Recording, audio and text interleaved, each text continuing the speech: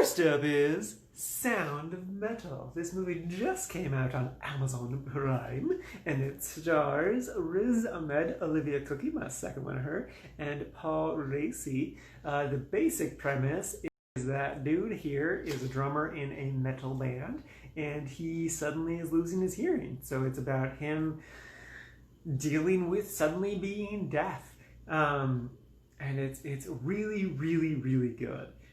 It's also about addiction. It's kind of more so about addiction, but like that's kind of, I don't know, more subtle. I don't know. It's movie's so damn good. It's so powerful, so emotional. It's like it's a little bit slow, but it's also just kind of flies by at the same time. It's kind of a weird phenomenon. I don't really know how to describe, but it's I recommend the hell out of this movie. It's really, really good. They do such a good job with the sound in this movie. They really put you in his shoes at times where just like the sounds are all muffled and like you can feel his anxiety is rising and your anxiety is rising and you just want relief, or you just want to hear something, hear like actual sounds again, and then they give it to you and you're just like, all right. But then it hits you, oh, he's not getting any of that relief that you just got, and then you just get sad and emotional and stuff. And it's so powerful. So well done. I particularly loved Olivia Cookie's performance in it. She's not in a ton of the movie. She's in a decent amount of it because it's definitely from his perspective.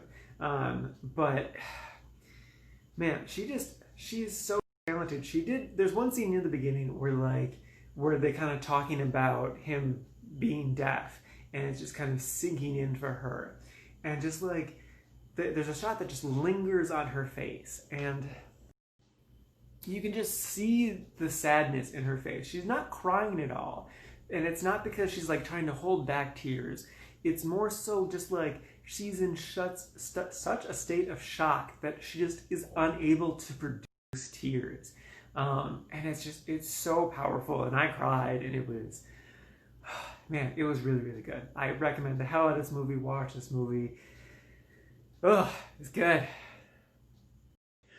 Next up is 13 Going on 30. This is a 2004 movie starring Jennifer Garner, my second one of her, Mark Ruffalo, my second one of him, Judy Greer, my sixth one of her, and Andy Serkis, which is so great to see him not in a monkey suit. But yeah, so the premise of this movie, if you don't know, is that Jennifer Garner as a little 13-year-old's like, I want to be an adult. And then magic happens, and 17 years suddenly fly by, and her 13-year-old self is in her 30-year-old body in the year 2004. And yeah, this movie knows exactly what it is. It's cute, it's fun, it's just cheerful, delightful, pleasant, it's childlike, silly, goofy. It's a great feel-good movie. You know exactly what's going to happen in this movie. Nothing surprises you because that's not the point. It's just meant to make you feel good. Jennifer Garner does a great job of pretending to be a 13-year-old. Really, everyone does solid in this. And everyone's so freaking young in this. Like, Mark Ruffalo looks insanely young, but also insanely hot. Holy crap. And then Judy Greer is my age in this, which just threw me off, and she's also just a babe. But I do remember when this movie came out, when I was 13 when it came out, and I really wanted to go see it because I was madly in love with Jennifer Garner, because who wasn't in love with Jennifer Garner in 2004? I didn't go see it because, you know, toxic masculinity is a thing. But I would have really liked this if I would have saw it when I was 13, because I liked it quite a bit now. I put it in the quite liked category. It knows what it is, it's good, it's fun. And also it just kind of makes you think about, like, how would your younger self feel about yourself now?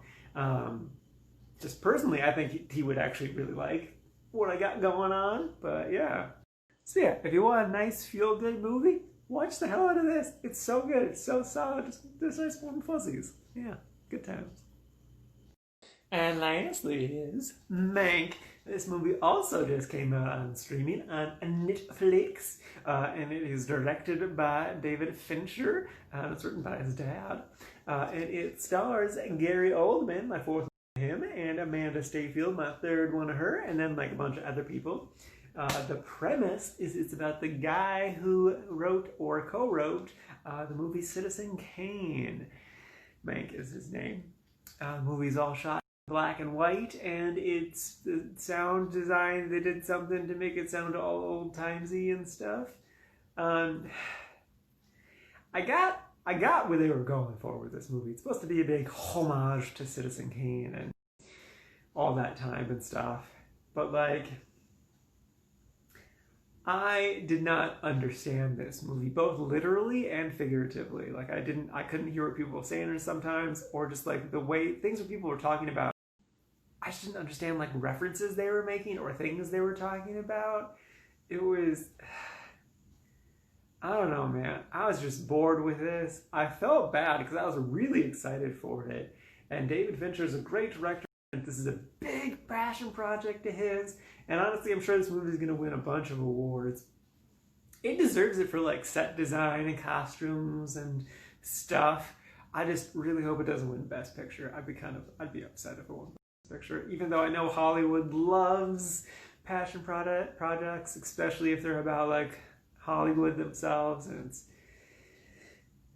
yeah, no, it's, I did not care for this movie at all.